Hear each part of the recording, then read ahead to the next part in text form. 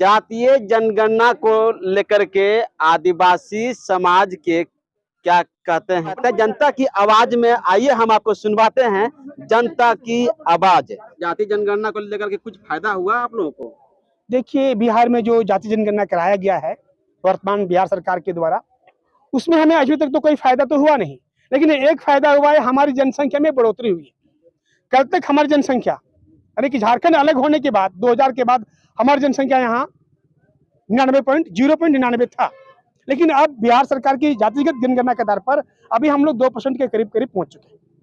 लेकिन उससे जाति जनगणना करने के बाद भी बिहार सरकार ने हमारे लोगों के लिए सब कुछ भी बेहतर काम नहीं किया। कहा गया था जनगणना के समय जिसकी जितनी संख्या बारी उसकी उतनी हिस्सेदारी, लेकिन जो आना चाहिए आज तक हम लोगों को हिस्सेदारी नहीं मिली। और हम लोग मांग करते हैं बिहार सरकार से, हमें जिसकी जितनी संख्या बारी उसकी उतनी हिस्सेदारी के आधार पर जो सेंट्रल गवर्नमेंट में जो हमें आरक्षण मिलता है 7%, वो आरक्षण हम बिहार के लोगों को मिलना चाहिए। बिहार में अभी 243 सीट है विधानसभा का, तो मिनिमम हम लोग को उस दर पर 6 सीट मिल सकता है, लेकिन आज भी हम लोगों को पूरे बिहार में 2 ही सीट मिला। और 2 सीट जो भी मिला है, हम उन लोगों को धन्यवाद देते हैं कि हमारे समाज से जीतते हैं, लेकिन वो लोग पार्टी का भक्त बन करके काम करते हैं, समाज का भक्त बन करके काम नहीं कर रहे हैं। कि अगर आज आपके पास जो एमएलए बनने का जो अधिकार मिला है, वो जातिगत जनसंख्या के आधार पर मिला है, आपकी व्यक्तिगत पहचान पे नहीं मिला है, तो वो चीज हम लोगों से होना चाहिए। साथ ही साथ जो बिहार में जो एमएलसी है, विधान परिषद है, वो करीबन 76 सीट होता है, और उसमें एक भी आदिवासी को सीट नहीं है, उसमें भी आदिवासियों को हिस्सेदारी मिलनी चाहिए। और नौकरी में पूर्णपेण आदिवासियों को 7.5% आरक्षण मिलना चाहिए। इसके लिए हम आपकी चैनल के द्वारा मांग करना चाहते हैं, अगर जातिगत जनगणना की बात हो रही है तो, और नहीं तो हम यह समझेंगे कि बिहार सरकार सिर्फ हम लोगों को छलवा के लिए जातिगत जनगणना कराया है और सिर्फ अपना राजनीतिक रोटी सेकने के लिए कराया है। विपक्ष के नेता तेजस्वी यादव का कहना है कि बिहार में 65% आरक्षण लागू होनी चाहिए। हम उनके साथ खड़े हैं भाई, आप लागू तो करिए, 65% आरक्षण लागू तो करिए, लेकिन अगर वो लागू नहीं करते तो आप अपनी पार्टी में तो लागू करिए, अपनी पार्टी में लागू करिए। सरकार नहीं लागू कर रही है, जब आप सरकार में आओगे तो आप लागू करोगे, लेकिन आप अपनी पार्टी में बिहार के आदिवासियों के लिए लागू करिए। 65% के आधार पर हम आदिवासियों को जनसंख्या के आधार पर एमएलए में टिकट दीजिए, लेकिन देंगे तब तो, बोलना और करना दोनों अलग चीज है। अभी तक हमारे नेता लोग सिर्फ बोलते हैं, करते नहीं। जो जातिगत जनगणना हुआ, तो जनगणना के अनुसार हमारे बिहार में, बिहार राज्य में आदिवासियों की जो जनसंख्या है, तो इसके अनुसार जितनी जनसंख्या है इसके अनुसार हम लोग को आरक्षण मिलना चाहिए, क्योंकि 1% जो आरक्षण है वो पहले से दिया हुआ है।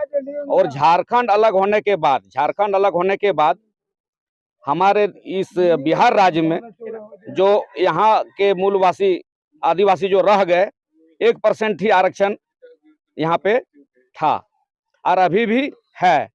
मैं कहना चाहता हूँ माननीय श्री नीतीश कुमार जी से कि उन्होंने वादा किया था कि जातिगत जो जनगणना होगी तो जिनकी जितनी संख्या होगी उस अनुसार से उसको आरक्षण दिया जाएगा।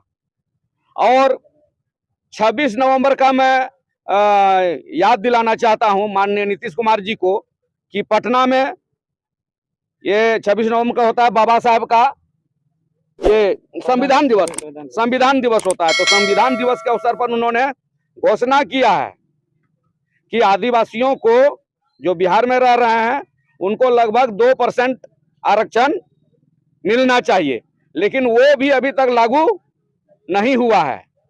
मैं चाहता हूं, ये कहना चाहता हूं न्यूज चैनल के माध्यम से कि आदिवासियों के साथ इस तरह से छलावा ना हो।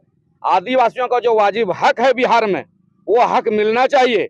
बिहार स्टेट में मुझे संभवतः लगता है कि पहली बार जातिगत जनगणना हुआ है, जिसमें सबसे पहले तो यहाँ छाल कपट करके कई राजनीतिज्ञों या सरकार को कहा जाए कि उन्होंने तो माना था कि बिहार में आदिवासी ही नहीं है, फिर भी हमारे आदिवासियों की आंदोलन और संघर्ष के बदौलत उन्हें 0 से 9 के पॉइंट में माना गया था। लेकिन जब इस बार जातिगत जनगणना हुआ तो पता चला लगभग 1.68 लगभग 2% आदिवासी बिहार में मौजूद है।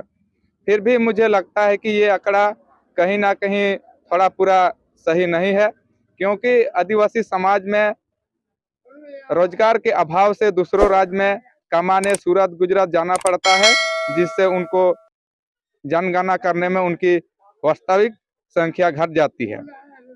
फिर भी मैं सरकार से, बिहार सरकार से मैं निवेदन यही करना चाहूँगा, जो हमारी लगभग 2% जनसंख्या हो रही है, उनको विशेष रूप से आरक्षण लागू किया जाए, ताकि सबसे पिछड़े रूप, विकसित या शिक्षित या सामाजिक रूप से हम आदिवासी पिछड़े हैं, उनको और अन्य विकसित समाज के कैटेगरी में पहुंच सके। आधार से हम लोग आदिवासी का उसमें कोई अस्तित्व का कोई रखा नहीं गया था कॉलम में, आदिवासी का उसमें कोई जिक्र ही नहीं था उसमें। जनता की आवाज क्या सुनेगी सरकार?